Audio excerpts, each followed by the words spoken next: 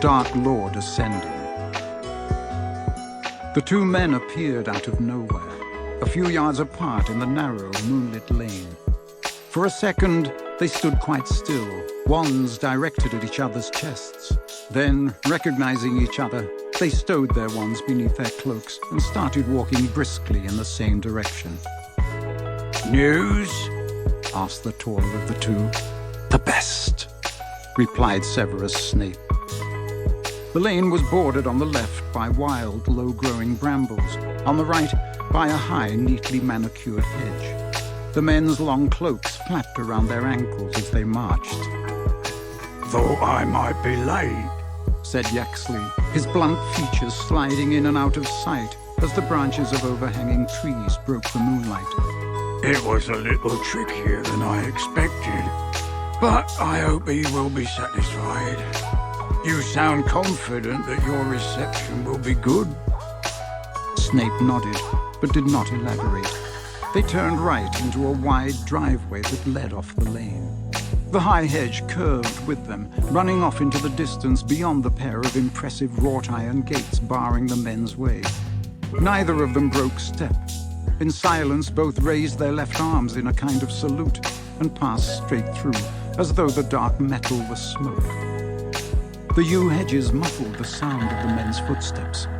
There was a rustle somewhere to their right. Yaxley drew his wand again, pointing it over his companion's head, but the source of the noise proved to be nothing more than a pure white peacock strutting majestically along the top of the hedge. "He always did himself well, Lucius. Peacocks." Yaxley thrust his wand back under his cloak with a snort. A handsome manor house grew out of the darkness at the end of the straight drive, lights glinting in the diamond-paned downstairs windows. Somewhere in the dark garden beyond the hedge, a fountain was playing. Gravel crackled beneath their feet as Snape and Yaxley sped toward the front door, which swung inward at their approach, though nobody had visibly opened it. The hallway was large, dimly lit, and sumptuously decorated, with a magnificent carpet covering most of the stone floor. The eyes of the pale-faced portraits on the walls followed Snape and Yaxley as they strode past. The two men halted at a heavy wooden door leading into the next room, hesitated for the space of a heartbeat. Then Snape turned the bronze handle. The drawing room was full of silent people, sitting at a long and ornate table. The room's usual furniture had been pushed carelessly up against the walls. Illumination came from a roaring fire beneath a handsome marble mantelpiece surmounted by a gilded mirror. Snape and Yaxley lingered for a moment on the threshold. As their eyes grew accustomed to the lack of light, they were drawn upward to the strangest feature of the scene, an apparently unconscious human figure hanging upside down over the table, revolving slowly as if suspended by an invisible rope and reflected in the mirror and in the bare, polished surface of the table below. None of the people seated underneath this singular sight was looking at it except for a pale young man sitting almost directly below it. He seemed unable to prevent himself from glancing upward every minute or so.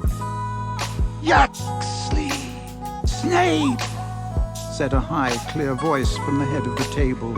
"You are very nearly late." The speaker was seated directly in front of the fireplace, so that it was difficult, at first, for the new arrivals to make out more than his silhouette. As they drew nearer, however, his face shone through the gloom, hairless, snake-like, with slits for nostrils and gleaming red eyes whose pupils were vertical. He was so pale that he seemed to emit a pearly glow. "Severus, here!" said Voldemort, indicating the seat on his immediate right. "Yaxley, beside Dolarhob."